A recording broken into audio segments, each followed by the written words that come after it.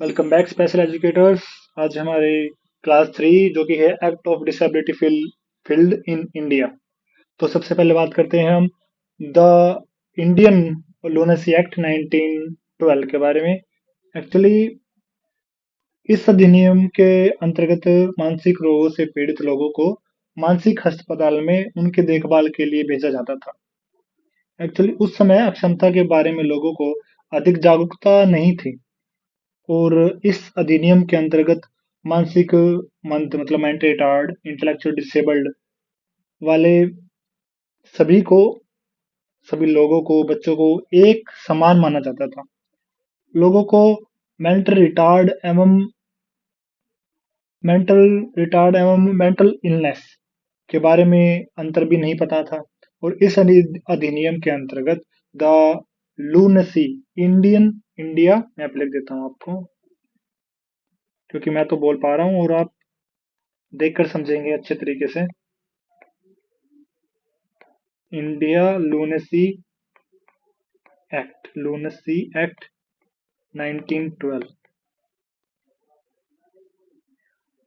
इस अधिनियम के अंतर्गत केवल अक्षम लोगों को सुरक्षित स्थान प्रदान कराना था, ये इसका पर्पज था। Only disabled people were offered provided safe place under the Indian lunacy act 1912। उसके बाद बहुत और भी एक्ट आए थे, जैसे कि एमएचए भी आया था 1987 में। एमएचए मतलब मेंटल हेल्थ एक्ट। उसके बाद सबसे इम्पोर्टेंट एक्ट जो कि है आरपीडब्ल्यूडी एक्ट 2016। इसको पहले पीडब्ल्यूडी एक्ट बोला जाता था, इसका पहले नाम था पीडब्ल्यूडी, जो कि 1995 में आया था, जिसके अंदर 7 डिसेबिलिटी इंक्लूडेड थी। इसको रीनेम किया गया इन 2016। उसके अंदर 14 और डिसेबिलिटी ऐड की गई। 7 + 4 ये हो गई 21। और 21 डिसेबिलिटीज में blindness, low vision, hearing impairment, locomotor disability, cerebral palsy, multiple sclerosis, acid attack victim, autism spectrum disorder, intellectual developmental disability और सारी डिसेबिलिटी भी इंक्लूडेड हैं। एक्चुअली भारतीय पूर्णवास परिषद अधिनियम जो कि आरसीआई एक्ट 1992 में आया था, उसके बाद the person with disability PWD act आया था 1995 में। तो ये था क्या? The person with disability act 1995 was a mammoth giant act in the special education. माना जाता है इसको, क्योंकि इसलिए माना जाता है 1945 में इसे पारित किया गया था और 7 फरवरी 1996 से लागू किया गया था। इसलिए माना जाता है नहीं, इसकी विभिन्न बहुत ज्यादा टाइप की सेवाएं सर्विस प्रोवाइड किया करवाई थी इसने, इसलिए इसको बहुत ज्यादा जायंट एक्ट माना जाता है स्पेशल एजुकेशन में। यह अधिनियम सरकारी नौकरी में 3% का आरक्षण प्रदान करता है पीडब्ल्यूडी को, पर्सन विद डिसेबिलिटी को। कितने परसेंट का? 3% का। और स्टार्टिंग में जो 7 डिसेबिलिटी थी वो कौन कौन सी थी? वो थी ब्लाइंडनेस, वो थी low vision, visual impairment, hearing impairment, mental retardation, mental illness, locomotor disability और लेप्रेसी। ये 7 डिसेबिलिटी इंट्रोड्यूस हुई थी 1995 में। फिर इसके बाद भी एक्चुअली एक एक्ट आया था जो कि आया था, मैं इसको थोड़ा डार्क कर देता हूँ। 1999 में नेशनल ट्रस्ट एक्ट एनटीए। उसमें मेनली 4 डिसेबिलिटी के नाम बताए गए थे, जो कि autism, cerebral palsy, mental retardation and multiple disabilities. Multiple disability के लिए तो एक्ट भी आया था 1999 में अलग से। तो ये सारे एक्ट आए थे और इसमें early intervention and school readiness schemes के बारे में, जैसे दिशा दिशा एक स्कीम थी, उसके बारे में इंट्रोडक्शन दिया था, उसके बारे में सारी चीजें बताई थी। और राइट टू फ्रीडम एजुकेशन, जो कि 2016 में से बताया गया था कि 6 से लेकर 18 साल के सभी बच्चों को, जो कि पीडब्ल्यूडी के हैं, या फिर जो कि स्पेशल पीडब्ल्यूडी के हैं, 6 to 18, उनको फ्री एजुकेशन देने का अधिकार है। 6 से 14, जो कि कोई भी बच्चा है उसको फ्री एजुकेशन मिलने का अधिकार है, नॉर्मल बच्चा। 4% का रिजर्वेशन बढ़ा दिया, फिर 3% का था वो 4% का कर दिया। फिर बिल्डिंग ट्रांसपोर्ट में सभी प्रकार के, जैसे कोई लोकोमोटिव डिसेबिलिटी वाला बच्चा है तो स्टेयर्स तो चढ़ नहीं पाएगा, तो उसके लिए रैंप होनी चाहिए, ये एक्सेसिबिलिटीज होनी चाहिए। जो डिसेबिलिटी के एक्ट से, पॉलिसीज थी, उनके टाइमलाइन एक बार समझते हैं कि 1912 में इंडियन लूनेसी एक्ट आया, और उसके बाद आया 1987 में मेंटल हेल्थ एक्ट, MHA। उसके बाद 1992 में RCI एक्ट आया, जो कि रेगुलेट करता था training of the professionals, special educators की स्पेशली। फिर आया 1995 में PWD एक्ट, जो कि एक मैमूथ एक्ट था, बहुत जायंट एक्ट था, जो इक्वल अपॉर्चुनिटीज की बात करता था, 3% रिजर्वेशन की बात करता था इन गवर्नमेंट जॉब्स। उसके बाद आता है 1999 में नेशनल ट्रस्ट एक्ट, NTA। इसमें 4 मेल डिसेबिलिटीज की बात की गई थी: autism, cerebral palsy, mental retardation and multiple disabilities. उसके बाद एक और एक्ट आता है 2006 में, नेशनल पॉलिसीज फॉर PWDs, जो कि prevention, rehabilitation, barrier free environment की बात करता है। और इसके बाद हमने पढ़ा कि 2016 में PWD को ही RPWD में चेंज किया, नाम बदला, प्लस 7 डिसेबिलिटी थी PWD में, RPWD में 14 और जोड़ी गई, प्लस ये 7 थी ही, तो इसमें 21 डिसेबिलिटी को इंट्रोड्यूस किया गया। ठीक है, ये बात है हमारे 2016 तक की। उसके बाद हम बात कर लेते हैं 2020 में क्या हुआ। तो 2020 में आई NPE, नेशनल एजुकेशन पॉलिसी, जिसने 10+2 का स्ट्रक्चर चेंज किया और उसे किया 5+3+3+4, 5 3 स्क्वायर 4। पहले 5 साल बच्चा फाउंडेशन स्टेज में रहेगा, पहले 5 साल बच्चा फाउंडेशन स्टेज में पढ़ेगा, जो कि बच्चे की एज 3 से 8 साल हो सकती है, 3 से 8 साल चलेगा।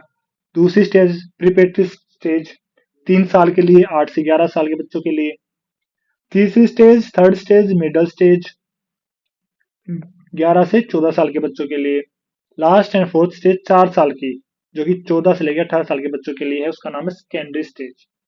इसकी क्या इंपॉर्टेंस है? इसकी इंपॉर्टेंस ये है कि हमें सिर्फ एक एरिया चेंज नहीं करना बच्चे का, एक एरिया में डेवलपमेंट नहीं लाना बच्चे का, हमें करना है होलिस्टिक डेवलपमेंट, होलिस्टिक चेंज के साथ हर चीज में चेंज किया और हर चीज को कंसीडर किया।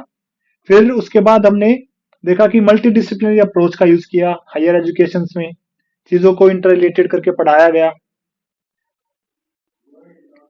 लर्निंग विदाउट बर्डन की बात भी की गई थी, और लाइट बट टाइट ओवरसाइट। इसमें हमें डिसिप्लिन जैसे शब्द नहीं देखने को मिले, इसमें हमें मोटिवेशन जैसे शब्द देखने को मिले। कभी भी इसमें हमने कन्वर्जेंट थिंकिंग के बारे में बात नहीं की। कन्वर्जेंट मतलब वन आंसर,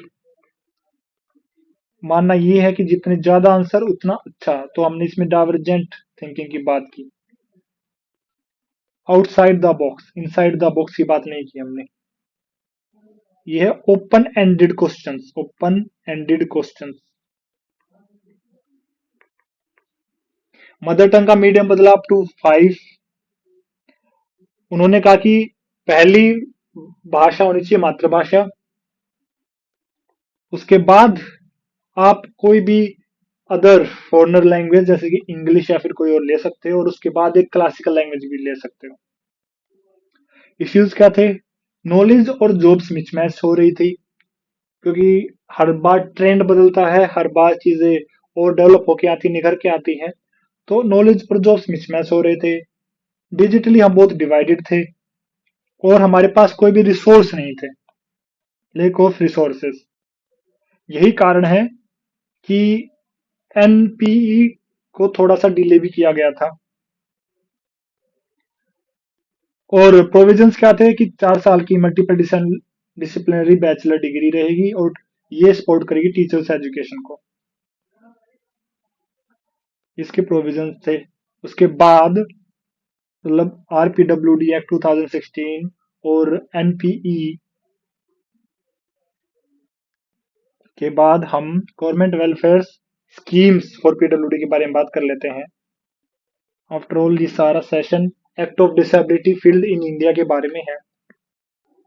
तो किस चीज पे उन स्पेशल बच्चों को क्या क्या बेनिफिट्स दिए सरकार की तरफ से।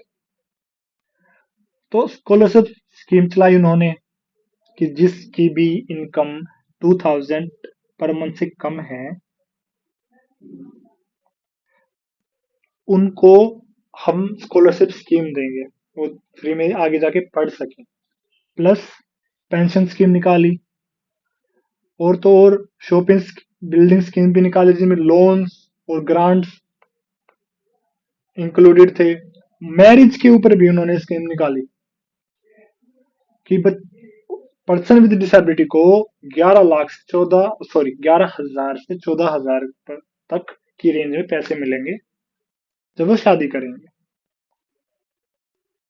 एड स्कीम, फिर marriage grant, state level award, ये सारी चीजें गवर्नमेंट की वेलफेयर स्कीम्स में इंक्लूडेड की गई for the person with disabilities PWD. अब ये सारी चीजें करने से पहले होता क्या है, कैसे बैकग्राउंड चेक किया जाता है, कैसे प्रेजेंट कैसे लॉन्ग टर्म चीजें एवेल्युएशन कैसे होता है पीडब्ल्यूडी का, वो हम पढ़ेंगे। एक छोटी सी चीज है वो है आईईपी। एक्चुअली आईईपी एक पार्ट है जिसमें वेरियस स्टेजेस हैं जो कि स्पेशल बच्चों के डेवलपमेंट के लिए बहुत इंपॉर्टेंट है। तो पहली जो स्टेज होती है डाटा ऑब्टेन करना, बैकग्राउंड इंफॉर्मेशन प्राप्त करना, फैमिली की और फैमिली की मेडिकल इश्यूज क्या थे उसकी। फॉर एग्जांपल एक फैमिली चार्ट बनता है, उससे ये देखा जाता है कि बच्चे के अंदर कोई डिसेबिलिटी जेनेटिक्स से तो नहीं आई है। फैमिली ट्री बनता है, अगर किसी के दादा को वही सेम डिसेबिलिटी थी तो ये कहा जा सकता है कि ये बच्चे में जेनेटिक्स है क्योंकि इसके दादा को थी, इसके पापा को भी थी, अब इसको भी है, हो सकता है इसके आने वाले बच्चे को भी हो। तो वो डाटा हमें ये इंफॉर्मेशन प्रोवाइड करता है कि इसकी फैमिली की बैकग्राउंड मेडिकल हिस्ट्री क्या थी। तो उसके बाद आता है असेसमेंट, बच्चे का प्रेजेंट लेवल क्या है, बेस लाइन क्या है, उसकी फंक्शनल एबिलिटीज क्या है, उसकी स्ट्रक्चरल एबिलिटीज क्या है, ये सारी बातें करता है असेसमेंट, जो हमें बताता है असेसमेंट करने के बाद। फिर होता है गोल सेटिंग्स, क्या क्या गोल सेटिंग करने चाहिए। दो टाइप के गोल होते हैं, लॉन्ग टर्म गोल और दूसरे हैं short term goals. Short term goals 3 से 6 महीने चल सकते हैं और लॉन्ग टर्म गोल्स 6 से 12 महीने चल सकते हैं क्योंकि आईपी डिजाइन करने का स्पेसिफिक टाइम पीरियड होता है। मिनिमम 3 महीने लग जाते हैं एक बच्चे की पूरी आईईपी बनने में। उसके अंदर उसके गोल्स भी होते हैं, एक्शन मेथड्स भी होते हैं, इवेल्युएशंस भी होता है और मल्टी डिसिप्लिनरी टीम भी काम करती है। तो फोर्थ पॉइंट ही है एक्शन मेथड। क्या टीचिंग स्ट्रेटेजी आपने यूज की बच्चे को पढ़ाने के लिए, बच्चे का लेवल आगे ले जाने के लिए, उसके डेवलपमेंट में और अच्छी चीजें इनहेंस करने के लिए आपने कौन सी टीचिंग स्ट्रेटेजी, कौन से टीचिंग मेथड, कौन सी क्लासरूम सिटिंग अरेंजमेंट आपने यूज की, उन सभी को हम एक्शन मेथड कहते हैं। क्या क्या आपने एक्शन लिया बच्चे की परफॉर्मेंस को इनहेंस करने के लिए। और ये जब सारी चीजें हो जाती हैं, टीचिंग भी हो जाती, सबसे पहले डाटा हमारे पास कलेक्ट हो गया, असेसमेंट हमने कर लिया, गोल भी हमने सेट कर लिए, फिर गोल सेट करने के लिए टीचिंग मेथड यूज कर लिए, तो हमारे पास फिफ्थ स्टेप आता है इवेल्युएशन कि बच्चे ने कितना सीखा। अगर बच्चा मोर देन 80% या इक्वल टू 80% सक्सेस अचीव कर लेता है जो हमने गोल लिया था बच्चे के लिए, तो हम नेक्स्ट गोल को ले सकते हैं। क्योंकि ऐसा माना जाता है कि person with disability PWD 100% achievement किसी भी एक स्पेसिफिक चीज में ला के दे सकता है हमें, बट हर चीज में 100% लेके आना इज नॉट प्रैक्टिकली पॉसिबल। तो अगर 80% भी सक्सेस है तो मान लेते हैं कि ये गोल अचीव हो चुका है और अगले गोल की तरफ चल पड़ते हैं। आईपी में कौन कौन शामिल होता है? वैसे पेरेंट्स शामिल होते हैं क्योंकि उन्हें डाटा हमें प्रोवाइड करवाना होता है। हम एज अ स्पेशल एजुकेटर पूछते हैं उनके फैमिली बैकग्राउंड के बारे में। Teachers, classroom teachers, we can say special educators, psychologist, physiotherapist, ये सारे आईईपी टीम में इंक्लूड होते हैं। और जो कि स्टूडेंट है जो कि पीडब्ल्यूडी है, पर्सन विद डिसेबिलिटी, वो भी आईईपी टीम का ही एक हिस्सा होता है। तो हमारे ऑब्जेक्टिव्स क्या है, उद्देश्य क्या है आईपी को डेवलप करने का? एक्चुअली एक तो बच्चे में स्किल डेवलप हो जाती है।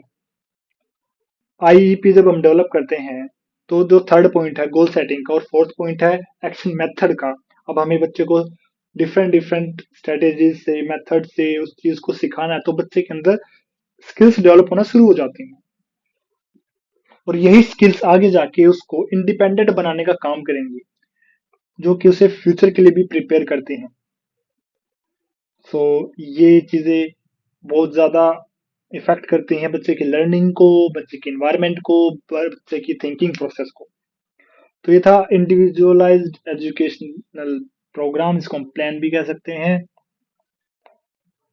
और ये थी 5 स्टेजेस ऑफ आईईपी, जिसमें पहला डाटा कलेक्ट करना, उसके बाद असेसमेंट करना, गोल सेटिंग करना, एक्शन मेथड चूज करके ऑल ओवर द प्रोग्रेस बच्चे ने क्या किया उसका इवेल्यूशन करना। एक बार रिकैप ले लेते हैं पूरी क्लास का। सबसे पहले हमने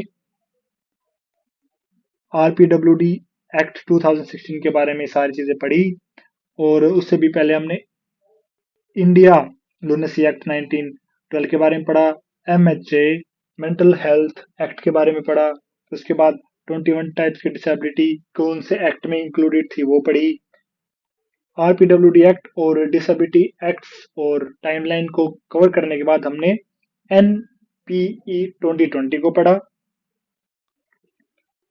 उसके बाद हमने वेलफेयर स्कीम्स और पीडब्ल्यूडी के बारे में थोड़ा सा डिस्कशन किया। मुझे नहीं लगता इसमें और चीजें ऐड करने की या फिर समझाने की, बताने की जरूरत है। जो कि आपके सामने है वही एक्चुअली प्रैक्टिकल इंफॉर्मेशन है। उसके बाद हमने ये पढ़ा कि एक बच्चे की आईईपी डिजाइन होती है तो उसमें कौन कौन से स्टेप लगते हैं। आईईपी बच्चे के डेवलपमेंट में बहुत ज्यादा, बहुत ही मेन रोल प्ले करती है। हर बच्चे का आईपी बननी चाहिए। तो ये थी हमारी class 3 act of disability field in education in India. कल हम बात करेंगे अगले टॉपिक के बारे में। सो मिलते हैं अगले वीडियो में, तब तक खुश रहिए।